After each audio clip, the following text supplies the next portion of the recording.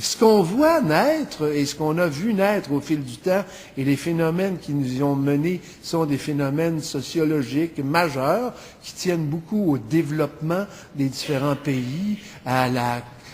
population, donc à la démographie, au changement sociologique. Ce qu'on voit se dérouler sous nos yeux, c'est que cette planète-là, qui auparavant était relativement définie dans des territoires circonscrits, dont certains ignoraient même l'existence des autres, on a vu au fil du temps, pour toutes sortes de raisons que vous connaissez, se déployer une globalisation. Donc, cette planète-là est devenue une petite planète et tout à coup, les gens se sont mis à bouger. Souvent pour des raisons extrêmement difficiles, des guerres, des famines, des raisons sociologiquement très lourdes.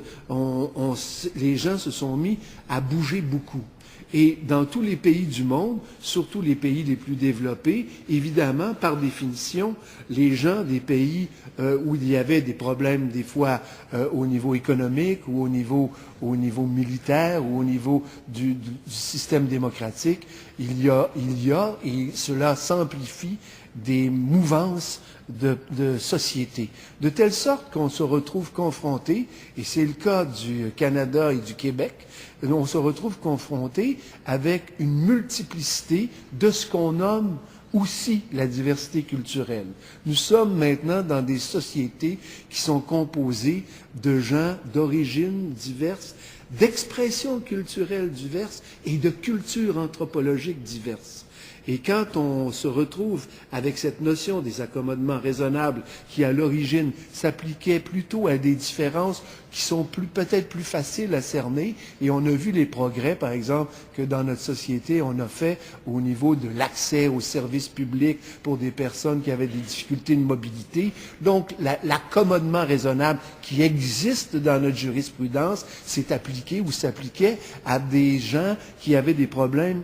concrets plus facile à cerner. Et tout à coup, on se retrouve avec cette notion de l'accommodement qui doit gérer des questions extraordinairement complexes qui sont celles de comment allons-nous arriver à créer, à résoudre en principe deux objectifs qui, de prime abord, peuvent sembler contradictoires et le sont dans certains cas, et une réalité dans laquelle nous vivons. Autrement dit, comment allons-nous arriver, et c'est vrai pour l'ensemble des pays du monde, à avoir une société qui soit cohérente au sens d'un partage des valeurs et d'une dynamique basé sur des valeurs communes, sur des langues communes, sur un réel partage des acquis de ces sociétés-là, avec des réalités anthropologiques, culturellement et culturelles, qui sont souvent éloignées. Donc, la question de l'accommodement qu'on pose toujours, c'est comment allons-nous réussir, quel que soit le type de pays dans lequel on vit, comment allons-nous réussir à intégrer des gens qui viennent d'horizons aussi divers et comment allons-nous nous assurer qu'ensemble naîtra une réalité cohérente où il y aura un réel partage des valeurs, un réel partage de l'histoire, un réel partage des acquis, un réel partage du patrimoine à tous égards et un respect fondamental de la différence des autres, en même temps une exigence fondamentale que le respect de ces différences-là ne vienne pas contrecarrer la cohésion de l'ensemble. C'est là-dedans que nous sommes.